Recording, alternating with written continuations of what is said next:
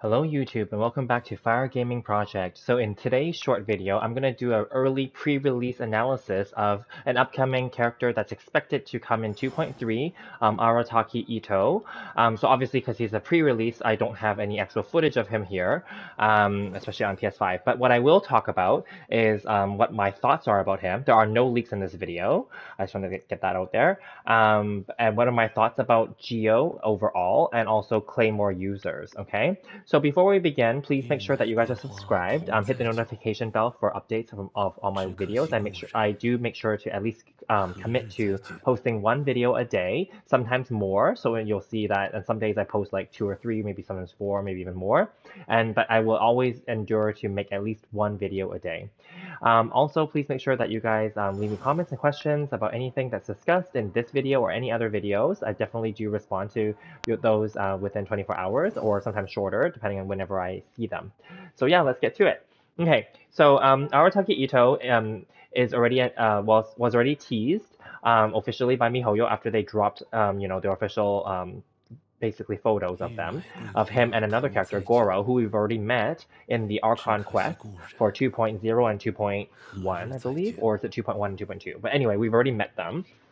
And basically, but this video is going to be Arataki Itto. The next video will be about Goro, okay? So I'll split it up so that it's a little shorter for both videos altogether. So I'll start off with Geo overall. So Geo, as you can see on the screen, please skip the 3 in the middle here. They're just part of the party. But there are 4 Geo characters only: Zhongli, Albedo, Noelle, and Ningguang, okay? And we'll start with basically Albedo. Albedo is expected to be on the rerun for 2.3. And that was one of my rerun predictions, obviously for 2.2, and then later I got pushed to 2.3. That's obvious because, like it's expected because he's the oldest, non-rerun character at this point. So yes. And also it sounds like because they dropped the thing related to Arataki Itto and Goro, so it's expected that, they're doing a Geo meta. That's why I want to talk about Geo here first to start it off. Okay, so Geo, unfortunately, is one of those niche elements. It doesn't have actual elemental reactions. All it does is give crystallize and give shielding whenever an element comes into contact with Geo. Now, Albedo is one of the characters that I've already done a review video of him for the rerun potential, so do check that out. It's more in-depth, but here this video is meant to be really quick. So Albedo is a very good support character for Geo. He's a battery for Zhongli. That's how I use him, at least. He definitely can help get lots of crystals, and he can be good for damage. He's also good for building up your for giving him all your useless, let's call them useless, defense main stat or major defense substat artifacts.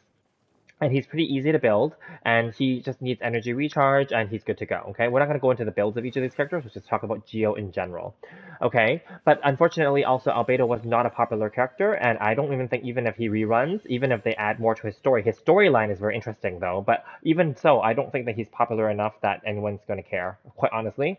So, yeah, he'll just remain a niche character. Noelle, you get her for free from the very beginning. She's a very lovely character. She can be very strong, especially if you have her up to C6 already, which most of everyone watching and most gamers out there, as long as you've been playing, for a while now, you would have gotten to C6 already.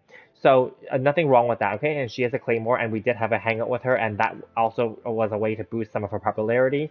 Again, another niche character because there are other claymore users out there, but she also benefits from using defense artifacts, basically. Okay, that's what I did with both of these characters. I just gave them all the trash defense substat ones and the defense main stat ones, basically. Okay, so now moving on to Ningguang. I've done a review video of her already, so do check that out. I did not do one for Noelle, so I want to quickly point that out because as you can see, I haven't built her. I don't plan to, so there will probably not be a review video for her anytime soon. So for Ningguang, I have built her up. I have been using her. I do enjoy using this character. She is a very strong catalyst user and a DPS and sub-DPS role. She can crystallize, of course. I like her little passive where she can find like ores for you nearby. But also, she is very strong overall, okay? And she would pair well with Zhongli as well. So with that being said, with her and Zhongli together, you have a pretty good duo already for Geo Resonance, which was buffed already after the initial Zhongli release.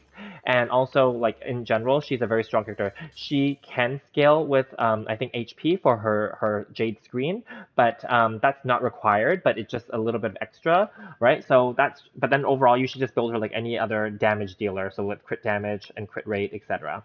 Okay, Zhongli is more versatile. He can be a sub DPS or a DPS. He can also fulfill like a support role depending on how you do. You can do it with a quick swap nuking, right? I use him in that role, but I give him a sub DPS role too, so I do use him for his normal attacks, which I did level up. I haven't done a review video for him yet because I only recently, I think up to last week only, well, I crowned him a little earlier than that, but only last week did I bring his talents up to level 9. So he was at 8 for the longest time. So he's been in my party since like pretty early on. I didn't actually initially use him, but I started using him more and more afterwards. And yeah, I love this character.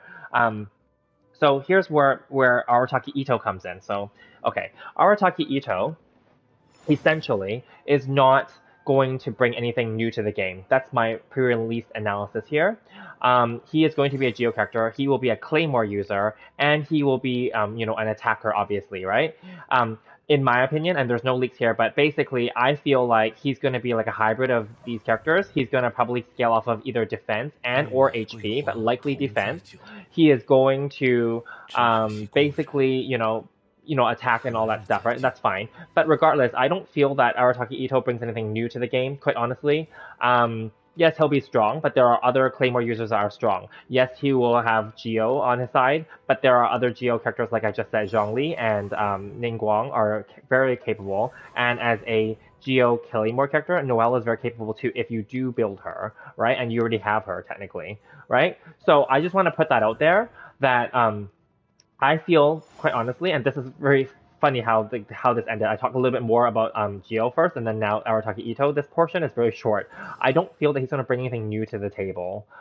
Yes, maybe his animations are going to be cool. Maybe his ult and his skills and all that stuff is going to be really cool. Definitely, I expect that. But then at the same time, I don't think he's going to bring anything new to the table, unfortunately. So I'm really cautious now after I made the mistake of polling for Kokomi previously, as you guys may have seen from my regrets video and my review of her.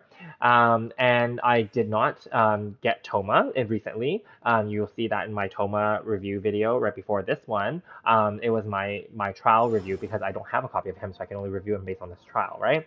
And I'm feeling that moving forward at this point in the game, and I'm late game, there are no other surprises.